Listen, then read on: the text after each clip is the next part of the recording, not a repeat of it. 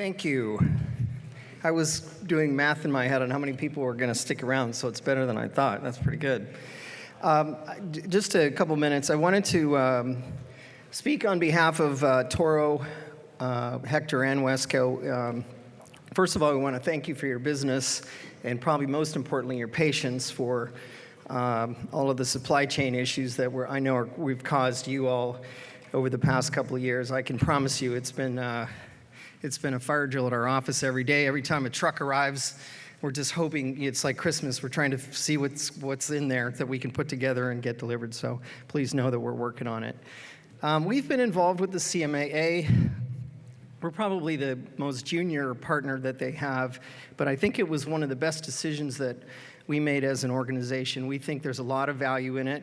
Obviously, most days we're dealing with the superintendents, but we think that it's very important to have a relationship, not just with the general managers and CFOs, but just the other people who we know are going to become future GMs at some point. So we like having that.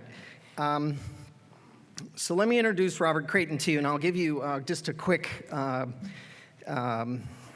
was traveling yesterday. I didn't know who Robert Creighton was, so I put his name in Google, and this actor kept popping up. And I thought, oh, no, there's got to be a Robert Creighton business advisor or business consultant. So I kept going, and I finally pulled out the agenda, and I was like, oh, this is the guy. So it turns out when you Google Robert Creighton, his name comes up. Shocker, I know.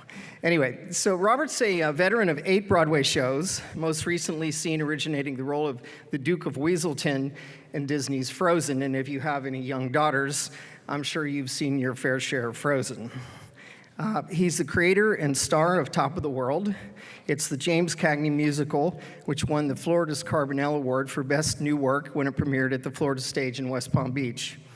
Robert will reprise this role at London's Charing Cross Theatre in 2023. In 2024, Robert won the prestigious New York City Bistro Award for Outstanding Entertainer for his cabaret Ain't We Got Fun, accompanied by his musical director, Doug Oberhammer. Please welcome Broadway Bobby.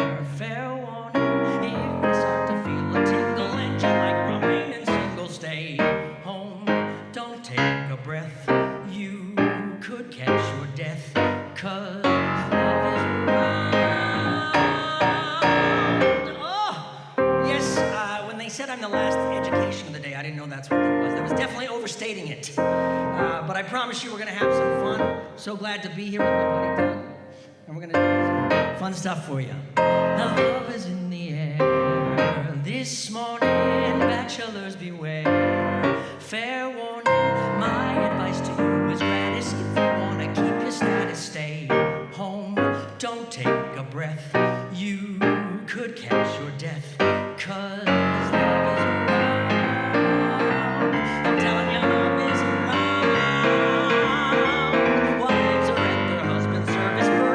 Distinctly nervous, that's right, I said it. Because love is going around.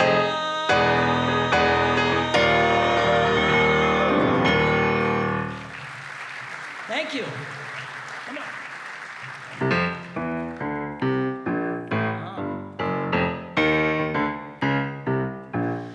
We've talked and talked, it's been great, we've learned a lot.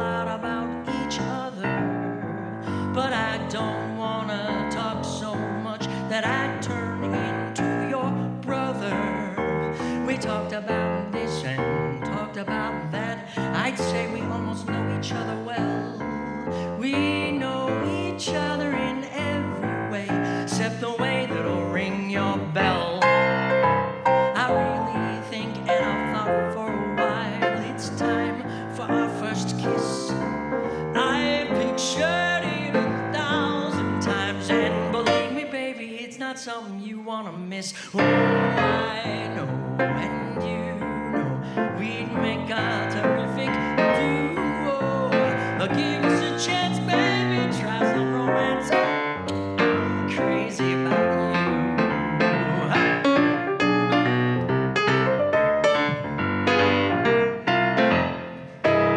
you. You told me before what you thought of most guys, and that you didn't wanna get familiar. But baby, if you give me half a chance, I think that I could thrill you. Nobody knows what the future may hold. No one can ever really say.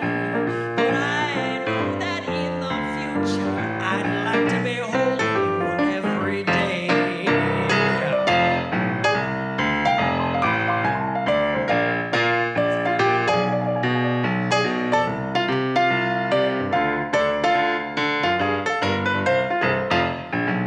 Because I know and you know we'd make a terrific duo. Give us a chance, baby, try some romance. I'm crazy about you. Give us a chance, baby, try some romance. I'm crazy about you. I'm crazy head on a hush puppies falling down in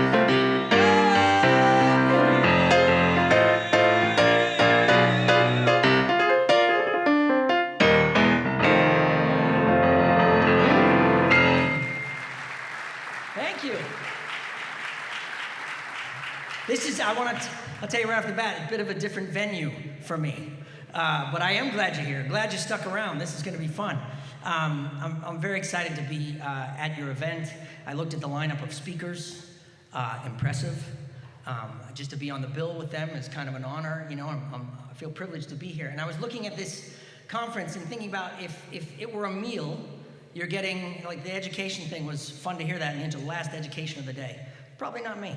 But if this were a meal, you're getting the meat and potatoes elsewhere. I'm sort of the dessert.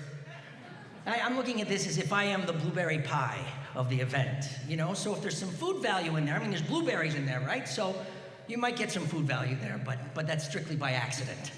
That is not the point of blueberry pie. It is just to be enjoyed. So we are going to be the blueberry pie today. And I'm excited to be here doing it. And I'm no dummy.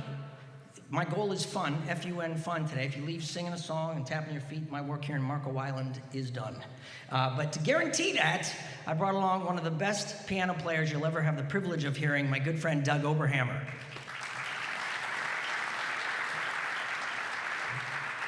Doug and I, thanks Doug for being here. Doug and I have a lot in common. We both grew up in Canada, both Canadian originally. We're both now US citizens, both married to American gals. We both have 2 young children, probably younger than we should have for our stage of our maturity, just saying. Well, we both have young kids and a lot in common. Pretty much I like everything about Doug, except for he cheers for the wrong hockey team. And if you know anything about Canadians, that's tantamount to like a religious conflict that we have. But we have agreed to table that for the day to entertain you. So that's okay. You'll become a Leaf fan at some point. Never. When they make it past the first round. Okay, I know. That first song we did for you is called Love Is in the Air. And come on, can we not? We need as much love as possible in the air, do we not? It's from a 1962 musical, Stephen Sondheim musical actually, called A Funny Thing Happened on the Way to the Forum. It was actually cut from the show, became a Stephen Sondheim trunk, what they call a trunk song. In other words, it was in the show in New Haven when they did it out of town. By the time it got to opening night on Broadway, they had replaced it with another song, taken it out. So that's called a trunk song. Sondheim puts it in his trunk. So I unlocked the trunk and love singing it. So Love Is in the Air. And the second song is a little tune called Crazy About You that I wrote many years ago when I was in acting school to get the attention of a young lady. Didn't work. But all was not lost. I repurposed that song for the musical I created and co-wrote called Cagney, originally about the life of James Cagney, now top of the world. And, but funnily enough, here's the one thing that the genius Stephen Sondheim and I have in common. It's now also a trunk song. I took it out of my own show, rewrote a new song for Top of the World. Incidentally, does everyone know who James Cagney was? Anyone who not know who James Cagney was in here? Put up your hand, and please exit the room if you don't know who I'm just kidding. I'm kidding. He was sort of the quintessential tough guy in the movies, but he was also a song and dance man, and started in vaudeville. In fact, his first show in vaudeville was a holdover from the First World War, and it was 8 guys dressed in drag. They used to do it for fun on the ship, and an admiral loved it so much he put it in a Keith's Music Theater on 81st and Broadway, and Cagney eventually auditioned for that. Was a street dancer, but wasn't a showbiz guy. Got the job, and the toughest guy in movies, his first job was in drag in vaudeville.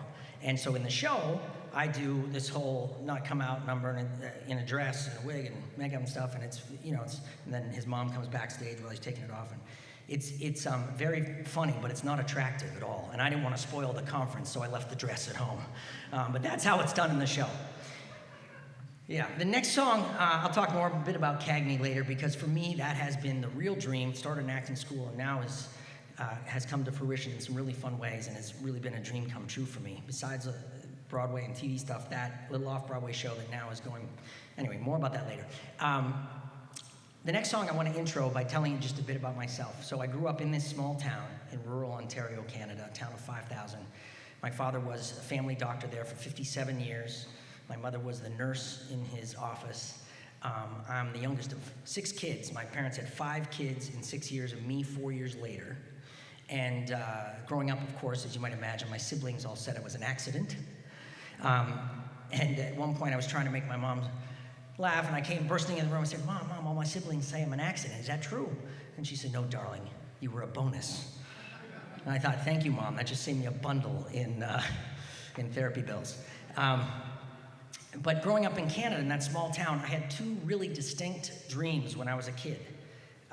The first one, you might expect of a Canadian lad. The second, probably not. The first one was to be the goalie for the Toronto Maple Leafs in the NHL. That was my #1 dream. That's what I was going to do for my career. My fallback career, my second career was going to be to tap dance like Fred Astaire and be on Broadway. You can imagine how excited my doctor dad was about those 2 secure career choices. And clearly the NHL did not work out. So that dream died hard. I will say, I just want to say this, I'm not bragging, I did play at a pretty high level for a while, and was a goalie and played at a high level. Unfortunately, that was between the ages of 7 and 11. Those were my real glory days, and I look back on them fondly, but that's not where I was headed. I'm sticking with the performing thing, so that's where we're going. And I grew up in this house on the outside of town. Really lucky to grow up in this house. I had a great big long living room and this sort of bay window area at the end. And that's where I started performing. And I had a built-in audience of 8 in my family. But I'm told my first public performance was this. Our family was asked to participate in a skit in the Christmas pageant at church. And because I was like 4 years old, I didn't get the dramatic load for the show. But I did get the big finish. I was supposed to come out at the end and look at the audience and say, what are y'all looking at me for? I got nothing to say. I just came to take a bow, and now I'll run away. And then take my bow and leave. So as the story goes, I came out, delivered my line as rehearsed, and bowed. And then the audience started to laugh and clap, and so I bowed again. And I bowed again and again. And I kept bowing and bowing until my father came and escorted me off the stage. Let's just say I wasn't born shy. And so it began.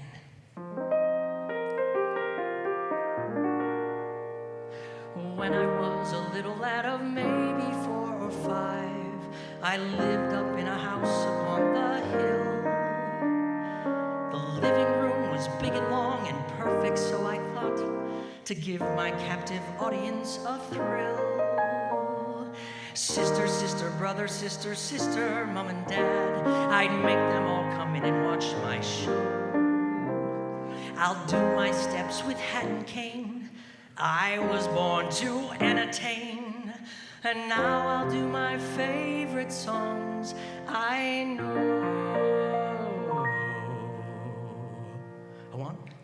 1, 2, 3. 5'2", eyes are blue, but oh, what those 5 foot could do. Has anybody seen my gal? Turned up nose, turned down hose, flat bass, so one of those. Has anybody seen my gal? Now if you run into a 5'2", covered with fur, diamond rings and all those things, you can bet your life it isn't her.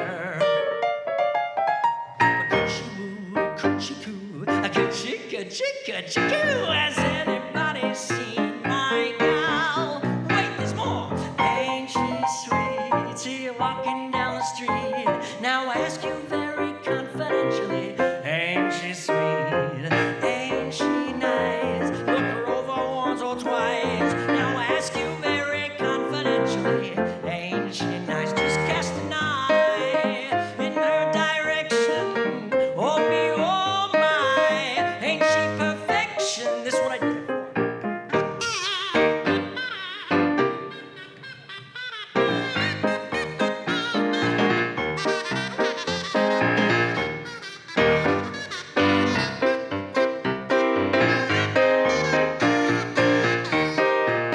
Now if you run it, 5'2", eyes are blue, but oh, what those 5 foot could do. Has anybody seen my? What are you looking at me for? I got nothing to say. I just came to take a bow, and now I'll run away. Has anybody seen my girl? Ain't she sweet?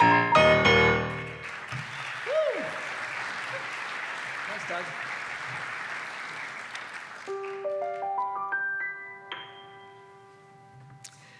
What price happiness? What price happiness? Who can truthfully say?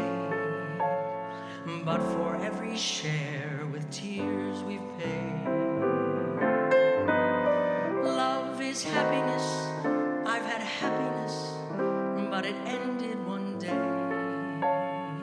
Now I look at life a different way. When skies are cloudy and gray, they're only gray for a day. So wrap your troubles in dreams, dream your troubles away, until that sunshine peeps through. There's only one thing to do, so wrap your troubles in dreams, dream your troubles away. Your castles may tumble, that's fate after all. Life's really funny that way. No use to grumble, just smile as they fall. Weren't you king for a day? Just remember that sunshine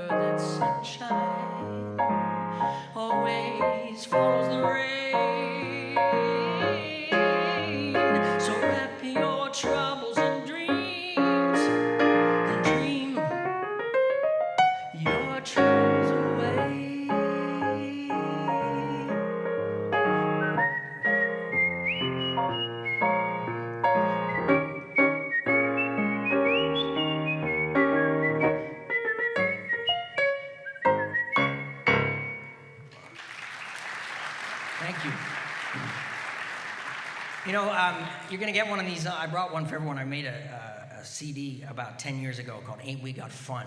And it's got a lot of old-timey music, that was kind of earwormy music that gets stuck in your ears. And that song, before I even knew that it was a sweet little tune, I read the lyrics, and I thought, I'm putting that on my album, because that is, I do believe that.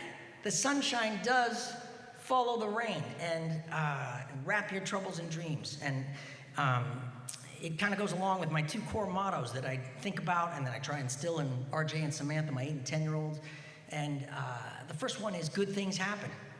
Good things happen. I just believe it. Good things happen. The more you think about them happening, the more they show up. The more that when you recognize they show up and you're grateful for them, the more they continue to show up. Doesn't mean hard things don't happen, tough things, painful things, because we're all on this human journey, but good things happen. If you can just, I say to myself, while I'm going through those things, if I can just remember that good things happen, surely they will on the other side. Sunshine will follow the rain. Incidentally, my second core motto, smell good, feel good. I just think it's important. It's one I like to live by, trying to instill it with limited success on my kids. Smell good, feel good. Good things happen, smell good, feel good. And wrap your troubles in dreams. I mean, that's really been the story of my journey.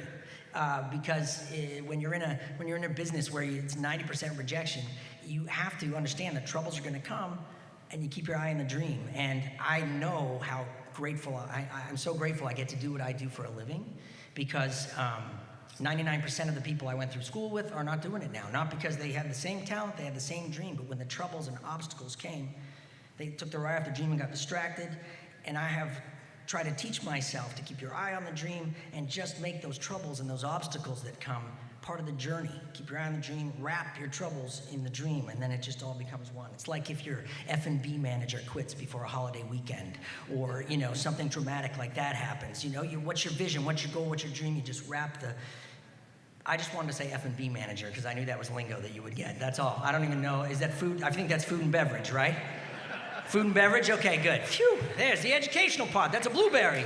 But when the things happen, right? Because you're running large organizations and communities. When the stuff happens, you go, what's the vision? What's the dream? So that just becomes part of the journey. What's my next song? That's really how I would say it. Wrap your troubles in dreams. The next, how this next character would say it is how Scuttle would say it from The Little Mermaid. Might be a little different. Hit it. So look at me, you see this face. In terms of beauty, I'm a basket case. And as for style and savoir-faire, well, I guess there ain't a whole lot there yet. Although perhaps it makes no sense, I strut my stuff with lots of confidence. And though I lack an awful lot, there is one thing I got positivity. I got positivity. It gives me the zam and the zow and the yada-la-la-la. That's why I walk with a wiggle in my waddle. Cause once you heard that word, there ain't nothing you can't do. So let that positivity work for you. See, with a bip and a bop and a bop-bop-boo, you can flip and you flap till your wish comes true. The tip is to tap into something that you believe. See, with a zig and a zog and a ziz a zee, there ain't nothing you can't be. You see, it's really your prerogative. You simply can't think negative. Then there's you just sitting there, smack down flat upon your derriere. Well, if that's the way you wanna be, well, you might as well be shrubbery. So stand right up and dust your seat and walk real tall upon your own 2 feet. And sure, you'll trip and make mistakes, but you got what it takes. I gotta dance, Doug. I gotta dance.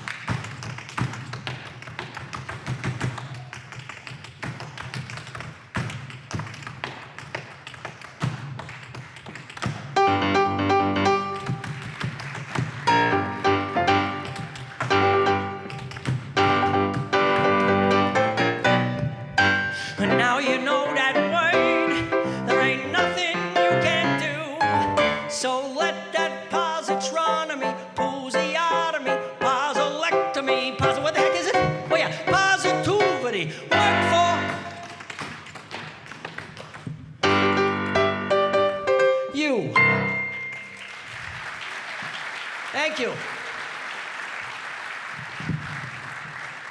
Whoa. That's a great little message, actually, wrapped up in a silly little song. So it's fun to do. Are you giving me the hook? What's happening? No, just taking pictures. All right. That's good. You know what's interesting, as a guy with kids, I've been really lucky. I've been able to be in the Disney family.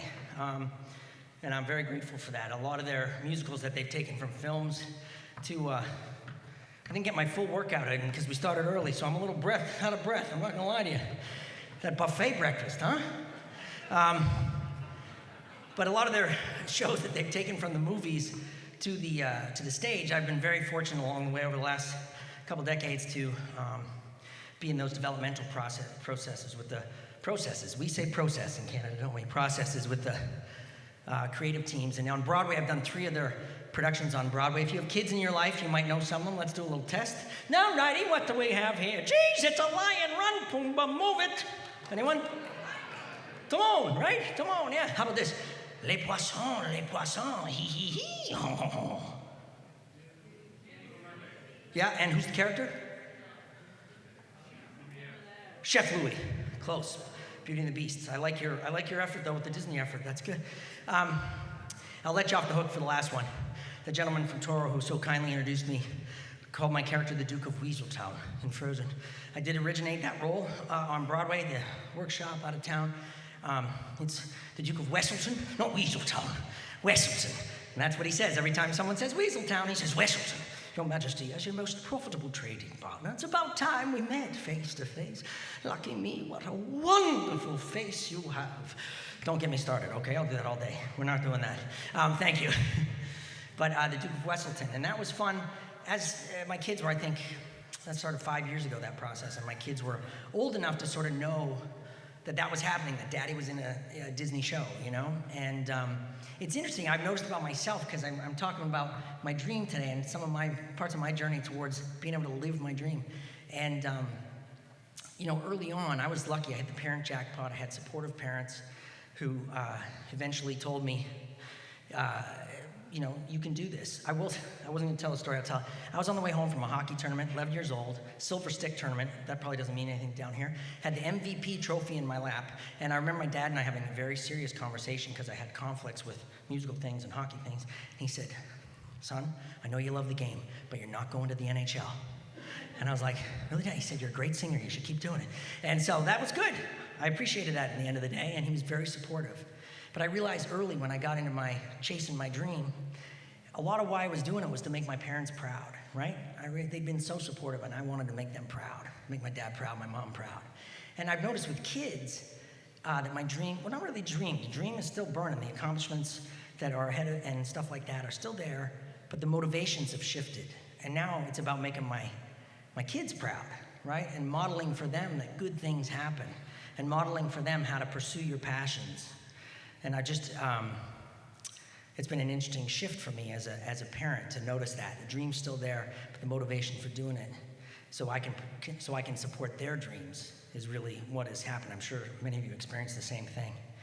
And this next song I want to sing for you is a Disney song from Aladdin. It's one of my favorites. And I hope as you listen to it, you'll listen to it through the filter of your own journey.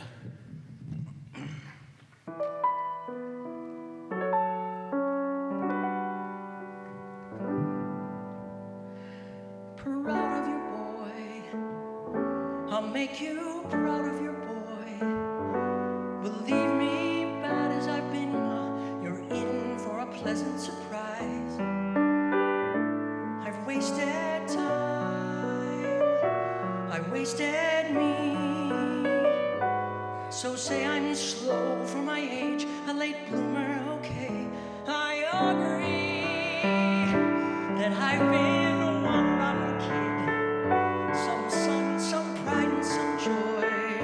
but I'll get over those lousing up, messing up, screwing up times.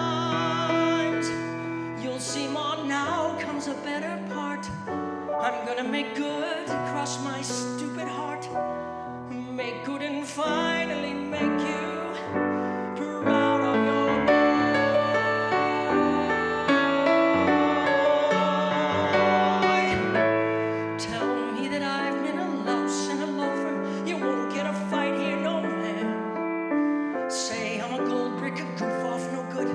I couldn't be all that I am. Water flows under the bridge, let it pass, let it go.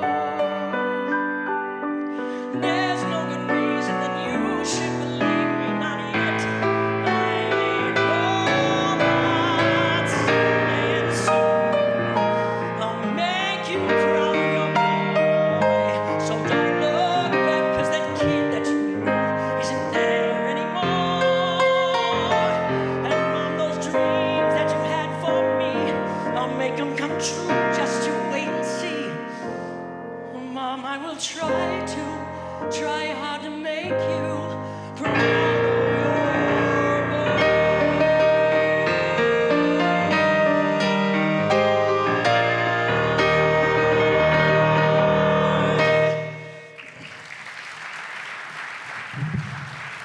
Thank you.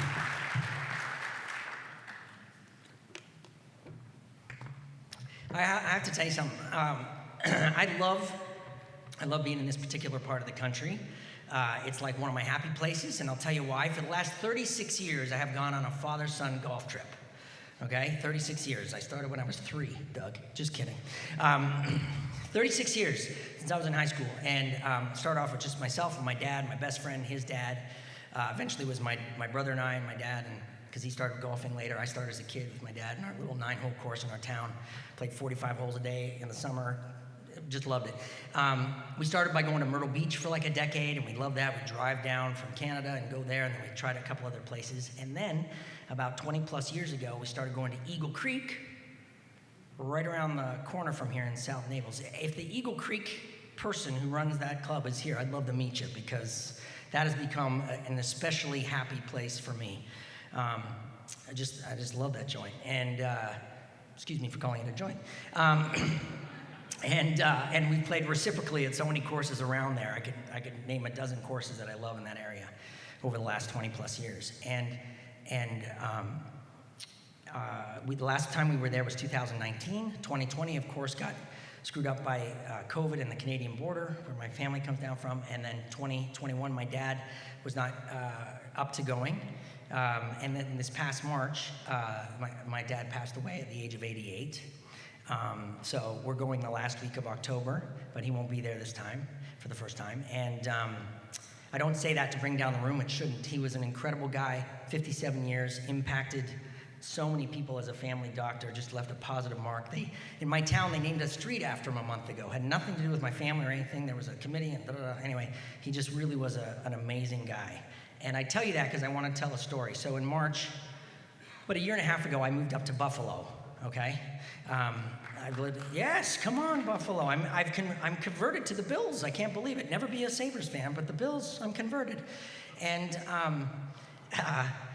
because I'm in this pivot now, like where I was on Broadway and doing TV stuff, and now I'm doing more concert stuff. But one of the great perks of living in Buffalo is close to my family. And in March, my dad unfortunately had a fall. He was in the hospital for 2.5 days before he left us, and I was able to get there quickly. And when I got there, 2 of my sisters were in the room, and my dad really couldn't communicate in a real way. But I said, "Hey, Dad, it's Bob, I'm here," and I knew he knew I was there. And then somehow we got on the subject, telling my two sisters this story, which I have told in front of my dad for the last 8 years, because it's his favorite golf story, and it happened at Eagle Creek. So I thought I would share it with you because it was significant. So I started telling my sisters the story about every year, for the last 20 plus years at Eagle Creek, we would have a day where my dad and I, just the 2 of us, would go down and have a putting contest, pretty intense putting contest on the Eagle Creek practice green. And sometimes we'd play Eagle Creek and stick around, do it, or if we were at another course, come home, have a drink. Everybody goes to the hot tub. He and I walk down to the course with our putters, and away we go. And on this particular day, he was 80 at the time, we had played somewhere else, came home, everybody was relaxing. Okay, Dad, this is the day, let's go. So we go down, and some of you may do this, you alternate picking holes. We were playing an 18-hole match, it was up and down, 2 holes up, someone makes a comeback, 1 up, da-da-da. My dad at 80, still a good putter. And we get to the 18th, match is square, and I say, this is ridiculous, I'm not losing to my 80-year-old father. And I picked the longest putt you could imagine on that hole, okay? If you know Eagle Creek, over by one, and the clubhouse on one side, the beautiful pond on the other, and it's a long green, okay, and the cute little wooden flags at the other end. And I said, Dad, we're going all the way down. And I stepped it off, 41 steps, 123 feet. If the Eagle Creek guy is here, I hope that's accurate. It may have gotten longer as I've told the story. I can't be sure. Don't let the truth get in the way of a good story, I always say. But it was 41 steps. That's 123 feet. I know I have little legs, but it was long. And so I go, Dad, this is what we're doing. And I say, there's no way. So I step up first, and I got this. And I putt. It gets halfway there. I'm like, that's a good stroke. That's a good putt. It's on line. Comes up about 2 feet short, right on line. And I was ecstatic. Went up, nervously made the 2-putt. And I'm like, yeah, this is it. It's going down. There's no way my dad is 2-putting, let alone 3-putting, from 123 feet. And my dad gets up at the other end and does what he's done for decades since I was a kid. He looks at the hole. He doesn't practice swing high, looks at the hole. He's right-handed, I'm left-handed. He looks at the hole and does the weight. So for this one, it's pretty big. And then he steps up beside the ball, looks, and then away he goes. And I'm standing at the other end behind the cute little flag just off the green watching, and he hits it. And I'm like, oh, pretty good shot. And it's coming about halfway there, bends towards the pond, comes back. It's bending, gets 20 feet out. I'm like, wow, good putt, right? It gets about 10 feet out. I'm like, holy cow, 5 feet. Is it got enough to get there? It, Harvey Penick style, falls over the front of the cup. It's in the hole. My dad wins the match on the 18th hole. My 80-year-old dad, thank God it was late afternoon, no one around on the practice team. My 80-year-old dad comes skipping down the green like a 5-year-old, and that's not like him, believe me, but he was so excited. He's not a high-fiver. We were high-fiving. I was laughing. We were both crying, laughing. We were so excited. And he made the putt, beat me in the 18th hole. Of course, that was all we talked about for the rest of the trip, and have told that story so many times because it delights him so much and delights me too. And as I was thinking about speaking to you and singing for you today, I was thinking, of course, of being in this area and that story and my dad. And it occurred to me about one place where we do actually connect. What I do and what most of you do, leading communities and organizations and clubs. And a lot of people, or some people don't go to the theater. A lot of people can't go to the theater, right? But those who do and engage in the arts and the theater and stuff, it's a life enhancer. I know that. I know that it in some cases even changes lives, but it's a life enhancer. There's no question about it. And what I was thinking with all of you here, and thinking about my experience, what you do, not everyone can belong to a club, not everyone goes to a club, but those who engage in the community of a club, what you do is a life enhancer. And I thought that was one area that we connected, because what I do and what I know it's a life enhancer for people who engage in the theater, and I know what you do is a life enhancer. And I thought as I was thinking about that story, I would just say thank you for that, because I have even I don't belong to a club here, but having gotten to come and experience it and enjoy it, I'm very grateful for that. And so I just wanted to point that out. What we do is a life enhancer. That's it.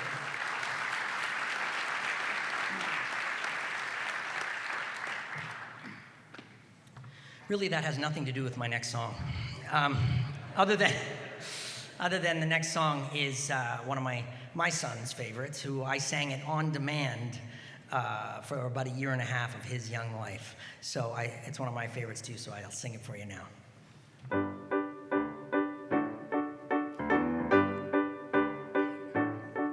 When the red, red robin comes bop, bop, bopping along, there'll be no more sobbing when he starts throbbing his old sweet song.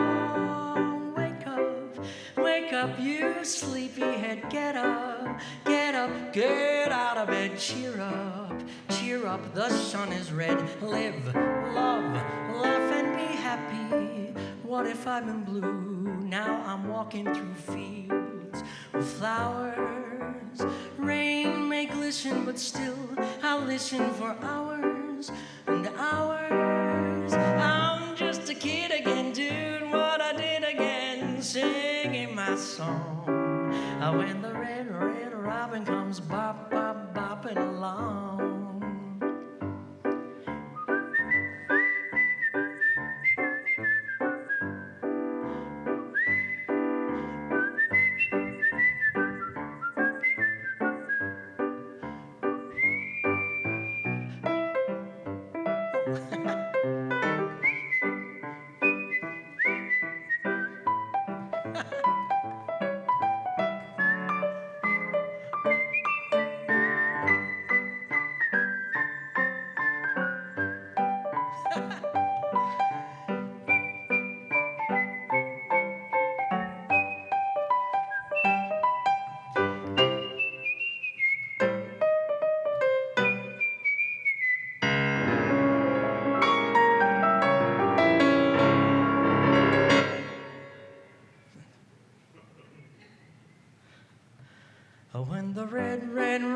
comes bobbing along, along. There'll be no more sobbing when he starts throbbing his old sweet song. Wake up, you sleepyhead, get up, get up, get out of bed, cheer up, the sun is red, live, love, laugh and be happy. What if I've been blue? Now I'm walking through fields of flowers.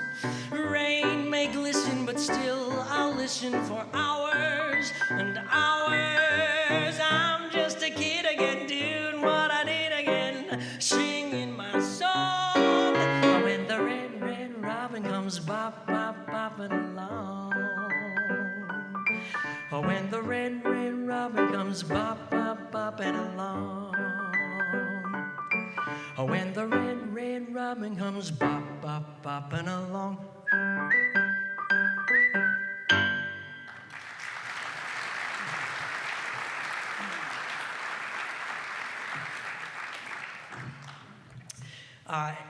Do you see what I did there at the end of that song? I sort of was telling a story and then I pivoted away and just did the song, right? Pivot. And doesn't everyone love that word? I mean, does everyone in this room love that word? Is there anyone who loves that word? It's been the most overused word in the last couple of years, right? Pivot. It occurred to me, and has occurred to me when I hear this word, I'm a dancer, right? So when they talk about pivoting, it's really about changing directions. Like this is changing directions. A pivot for a dancer, actually, when people talk about pivot, they're forgetting the most important part of a pivot. It's not a change in direction. It's a change in direction with your foot planted on the ground, right? You change direction, but you pivot like in basketball. I won't go into my basketball career. Thank you. But as a dancer, when you pivot, you change direction, but you keep one foot planted on the ground. No one ever talks about that. They talk about it as a change in direction, but the most important part of a pivot, what makes it a pivot, is keeping that foot planted on the ground for a dancer. And for me, I'm in the midst of this pivot. I've done, been on Broadway for the last 20 plus years and made my career in New York, and I'm living in Buffalo, which I love. It's the best possible place in all the most important ways. My kids are thriving. My wife runs a business from home, loves it. But I'm in this pivot where I'm starting to do concerts at clubs and at different venues and things. And I have to remember, what's my pivot foot? My pivot foot is wanting to use my talents and impact the world, put something positive, something good into the world around me. That's my pivot foot. That's my career pivot foot. And the more I remember that, the more effective and impactful my direction changes can be, because I'm trying to remind myself to keep that foot planted on the ground. That's what makes it a pivot. I had the good fortune of being at the Jupiter Island Club a month ago, and Michael File, I don't know if Michael's here, but he became a friend and was there for a private event, and when he welcomed everybody, he so clearly and articulately expressed what the pivot foot of that club is, the values of that club and what's important to them and why they do what they do there. And it occurred to me as I was coming to speak with you that, and knowing Michael and hearing what he said, that all the changes or program changes or things that have happened over the last couple years have probably been more impactful and effective because he's so clear on what the pivot foot is.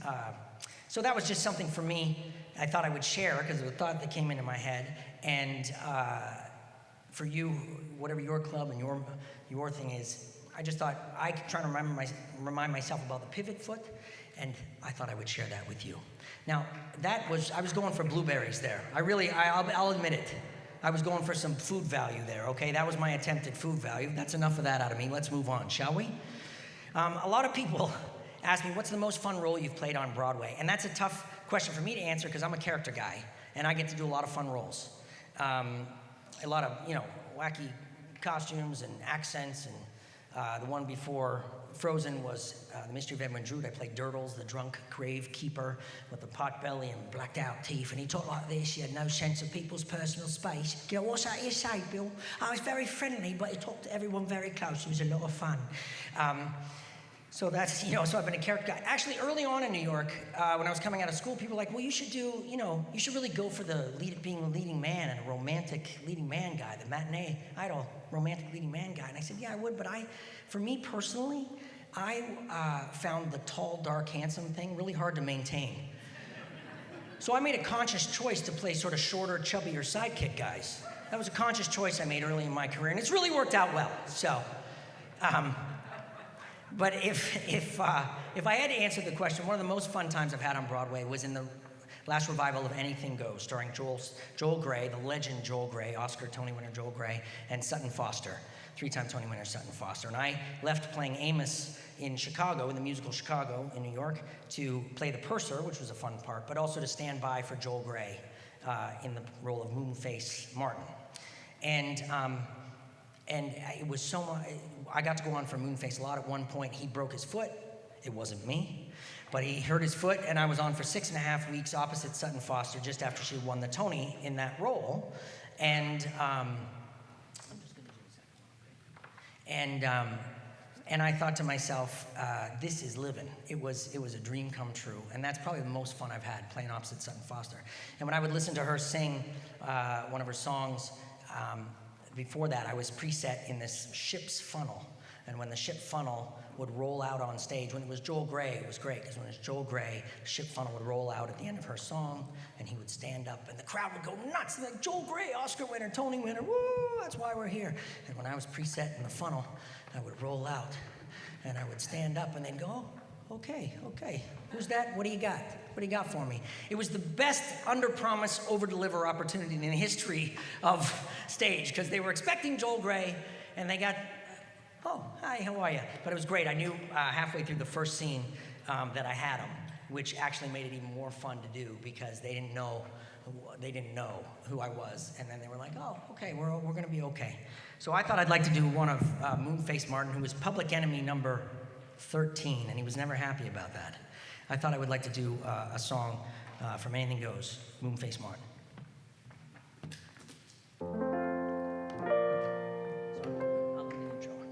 You know your problem, kid? You ain't got no philosophy. Life has taught me to think positive. It's like Dillinger once told me. It's always darkest just before they turn on the lights. There's an old Australian bush song that Melba used to sing, a song that always cheered me when I was blue.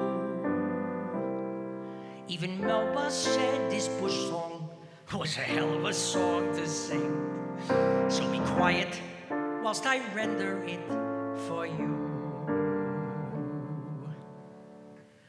When your instinct tells you that disaster is approaching you faster and faster, then be like the bluebird and sing tweet, tweet, tra-la-la-la-la-la. When you know you're headed for the jailer, don't allow the old face to grow paler, but be like the bluebird and sing tweet, tweet, tra-la-la-la-la-la. Be like the bluebird who never is blue, for he knows from his upbringing what singing can do.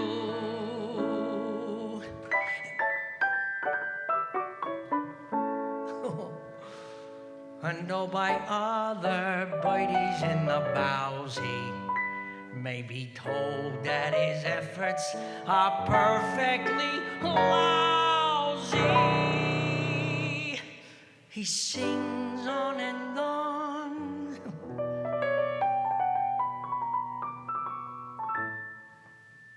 till his troubles are through.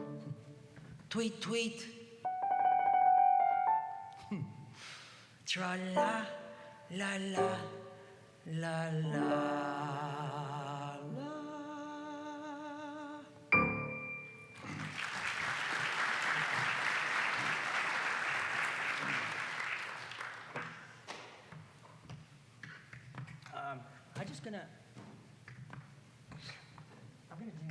I'm just gonna do the last. I'm gonna do Cagney now, okay? Yeah, because you guys have dinner reservations, am I right? Yeah. I see. I heard it said it. Yes, I heard it said at the beginning of the day. It's been a long day, and so I'm gonna do one more song for you. Yeah, I don't need to do the next song. I'm gonna do one more song for you. Yeah, I think that's good. And I talked earlier about my show, Cagney, Top of the World, and I'm going to do a song from that in a minute because my goal today was to leave you humming and tapping your toes, and so that's what we're here. I'm done with the blueberries, but I do want to say thank you to Doug Oberhammer. Flew in from New York to be with me today, and I want to thank Beth Sargent, who invited me to be here. A few hours ago, I was tap dancing on carpet, but she waved her FLCMAA magical wand, powerful wand, and I have a dance floor, so that's been great. Thank you, Matt. Really appreciate that. And I talk about it a lot, but I am truly grateful to get to do what I do for a living. And while the last couple years were going on, and during the decimation of my business for a period of time, and I'm sure it affected all of you in intense and different ways, especially as leaders in an organization. I read a book during that time by Michael J. Fox, and it was one thing also I wanted to leave with you. Oh, this might be a blueberry. But I was reading this book, and it impacted me so strongly because one of my favorite line, I've shared it with dozens and dozens of people since, was, with gratitude, optimism is sustainable.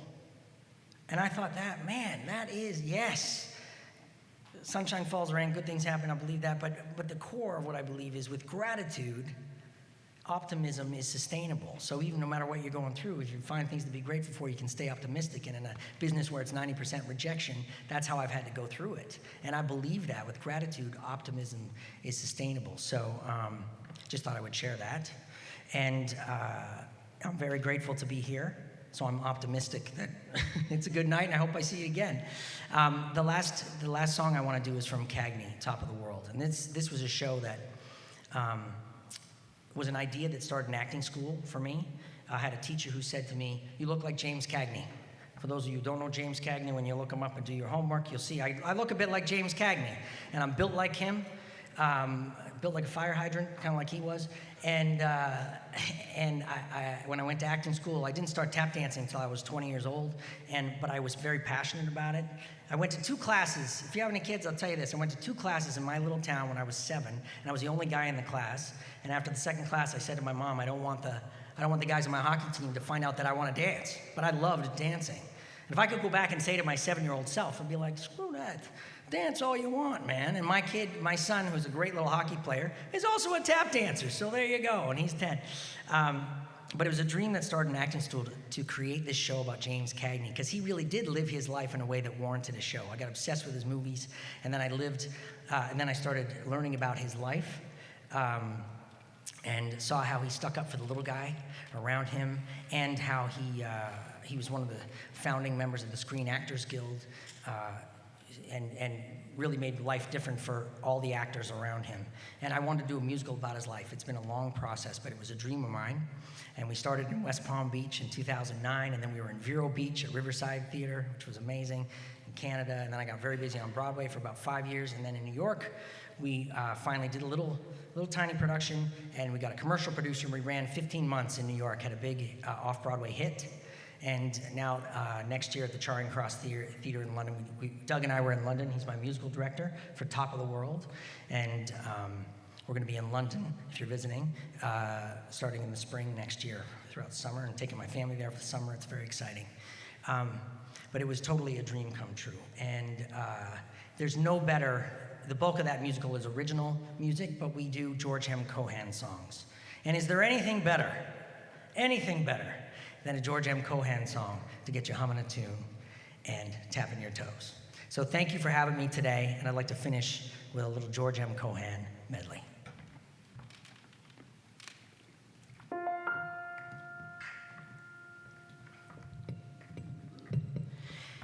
Did you ever see 2 Yankees part upon a foreign shore, when the good ship's just about to start? With tear-dimmed eye, they say goodbye. They're friends without a doubt. And the man on the pier shouts, "Let 'em clear," as the ship strikes out. Give my regards to Broadway. Remember me to Herald Square. Sing along if you know. Tell all the gang at 42nd Street that I will soon be there. Whisper of how I'm yearning to mingle with the old-time throng. Give my regards to old Broadway and say that I'll be there ere long.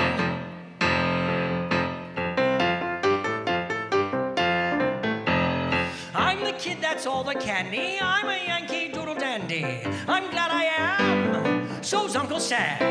I'm a real live Yankee Doodle. Made my name and fame and boodle just like Mr. Doodle did by riding on a pony.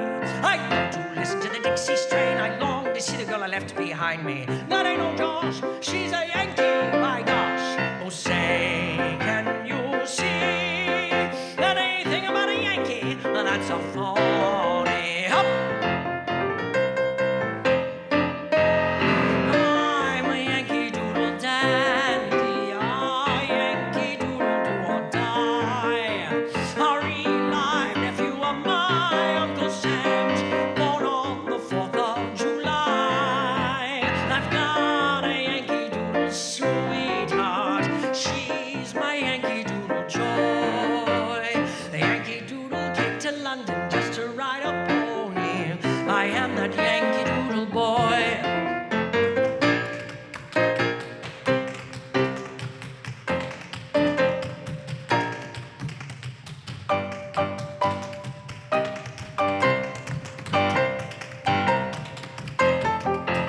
I've got a Yankee Doodle sweetheart, she's my Yankee Doodle joy. A Yankee Doodle came to London just to ride the pony. I am that Yankee Doodle, I am that Yankee Doodle, I am that Yankee Doodle boy.